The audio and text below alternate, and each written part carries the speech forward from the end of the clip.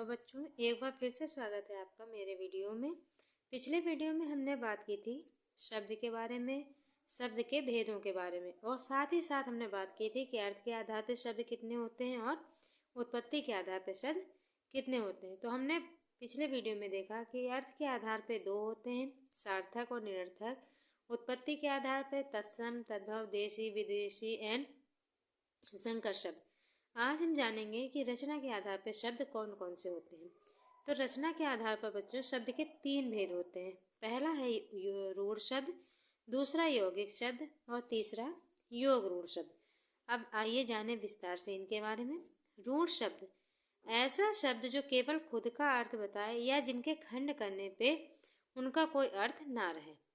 रूढ़ शब्द वो शब्द होते हैं बच्चों जो सिर्फ अपना अर्थ बताते हैं, मतलब जिनको पढ़ने से आपको सिर्फ उनके बारे में ही पता चलेगा, और यदि उनके खंड कर दिए जाएं, उनके टुकड़े कर दिए जाएं तो उसका कोई भी अर्थ नहीं रहेगा। जैसे आम, आम जो है फल है, वो सिर्फ अपने बारे में ही बताता है कि आम फल है। अब यदि आम के टुकड़े खंड किया जाए, आ अलग और माँ अलग, तो क्या इसका कोई अर्थ होगा? कोई अर्थ नहीं। उसी प्रकार मन है, मन में माँ और ना को अलग कर दिया जाए तो इसका कोई भी अर्थ नहीं है। उसी प्रकार से तीसरा ऑप्शन हमारा फूल है। फूल जो है, फूल भी वैसे एक शब्द है, पर यदि इसके खंड कर दिए जाए तो फूल का कोई भी अर्थ नहीं है। तो रूढ़ शब्द हमारे वे शब्द हैं जिनका खंड करने पे उनका कोई अर्थ नहीं होता है और साथ ही वो सिर्फ अपना अर्थ बताते हैं। अब बात करते हैं यौगिक शब्द के बारे में। यौगिक शब्द जो शब्द 2 शब्दों से मिलकर बने हों तथा नए शब्द का अर्थ और जुड़े शब्दों का भी अर्थ हो। ध्यान से समझिएगा बच्चों, इसमें मतलब ये है कि जो यौगिक शब्द होता है वो हमेशा 2 शब्दों से मिलकर बनता है, और साथ ही जिन शब्दों से मिलकर बनता है खंड करने पे उनका भी अपना अर्थ होता है, और मिलने के बाद जो नया शब्द बनता है उसका भी अपना अर्थ होता है। एक बार फिर से समझ लीजिए कि जो यौगिक शब्द है वो जो 2 शब्दों से मिलकर बनता है, तो जो तीसरा शब्द बनता है उसका भी अर्थ होता है, और साथ ही जिन 2 शब्दों के साथ मिलकर बना है उसका भी अपना अलग अर्थ होता है। जैसे पाठशाला, पाठशाला विद्यालय। अब यदि इसका खंड कर दिया जाए तो देखो, पाठ अलग और शाला अलग। शाला का मतलब जहाँ पे निवास वगैरह होता है, और पाठ का मतलब चैप्टर या पाठ। तो पाठ का अलग मतलब है, शाला का अलग मतलब है, और मिलने के बाद पाठशाला मतलब कि विद्यालय। उसी प्रकार दूसरा उदाहरण है प्रधानमंत्री।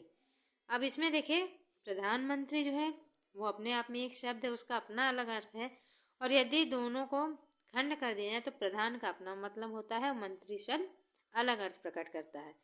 इस प्रकार से यौगिक शब्द जिन शब्दों से मिलकर बनते हैं उनका भी अपना अर्थ होता है, और जो शब्द बनता है उसका भी अपना अर्थ होता है। अब बात करते हैं योग रूढ़ शब्द के बारे में। योग रूढ़ कुछ ना कुछ यौगिक शब्दों जैसा ही होता है, लेकिन इसमें बस थोड़ा सा फर्क ये होता है कि यह भी 2 शब्दों से अधिक, एक या एक से अधिक शब्दों से मिलकर बनता है, लेकिन इसमें क्या होता है, इसमें तीसरे शब्द के अर्थ को बताया जाता है। यौगिक शब्द में जो नया शब्द बनता था वो तीसरा अर्थ नहीं बताता था, पर यहाँ पे जो तीसरा शब्द बनेगा उसका अर्थ अलग होगा।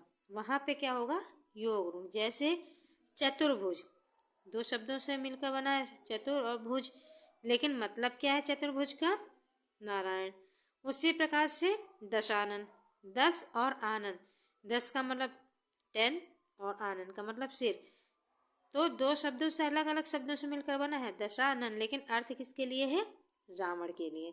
तो इस प्रकार से योग रूढ़ शब्द जो है मिलते तो 2 शब्दों से मिलकर बनते हैं, लेकिन वहाँ अर्थ किसी तीसरे के लिए प्रकट होता है। उम्मीद करती हूँ जो मैंने समझाया वो आपको समझ में आ गया होगा। यदि अच्छे से आपको वीडियो समझ में आया है तो प्लीज़ इसे ज़्यादा से ज़्यादा शेयर करिए अपने दोस्तों के साथ, अपने मित्रों के साथ, और यदि आपको ये वीडियो अच्छा लगा हो तो प्लीज़ इसे लाइक और सब्सक्राइब ज़रूर करें।